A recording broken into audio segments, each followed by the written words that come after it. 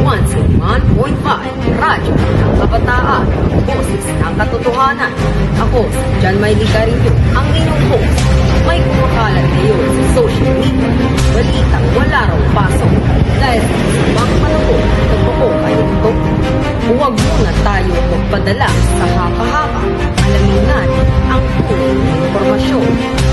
Una natin puntahan ang ating weather forecast. Nakatutok sa iyo, John Ray Adel. Isang araw, batay sa pinapuling ulat, may mga pagulat sa ilang lugar. Ngunit wala pang opisyal na anunsyo tungkol sa suspension ng klase. Patuloy na makinig sa mga opisyal na pahayag mula sa paaralan at sa mga lokal na pamahalaan. Minsan lang, ngayon naman, umako tayo sa ating reporter na nasa paaralan. Nakatutok sa iyo, Field Report, Charmaine Arias.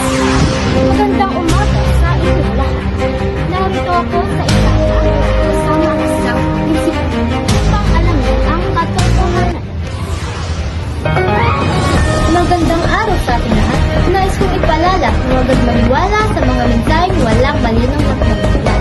Ugaling hintay ng mga opisyal na anunsyo ng paaralan o ng lokal na pamahalaan. Tamang impormasyon ay nakakatulong upang maiwasan ang mga kalituhan at maling desisyon.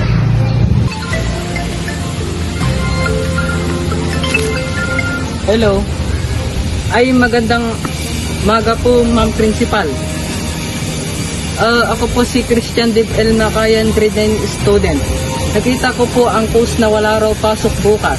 Gusto ko sana itong i-share sa aming group chat. Pero naisip kong maghintay muna ng official na anunsyo. Tama po ba ang ginawa ko? Oo, tama ang ginawa mo. Sakang magandang halimbawa ng responsableng estudyante. Tandaan natin na isang maling post ay maaaring mapanlil lang sa maraming tao. Mga audience, Mga tagapakinig, tandaan, hindi lahat ng nababasa sa internet ay totoo. Bago maniwala, mag-verify, bago mag-share, mag-isip. Maraming salamat sa inyong pakikinig. Ito ang DCKT 101.5 Radyo Kabataan, ang boses ng katotohanan. Magandang araw at manatiling mapanuri. Think before you click.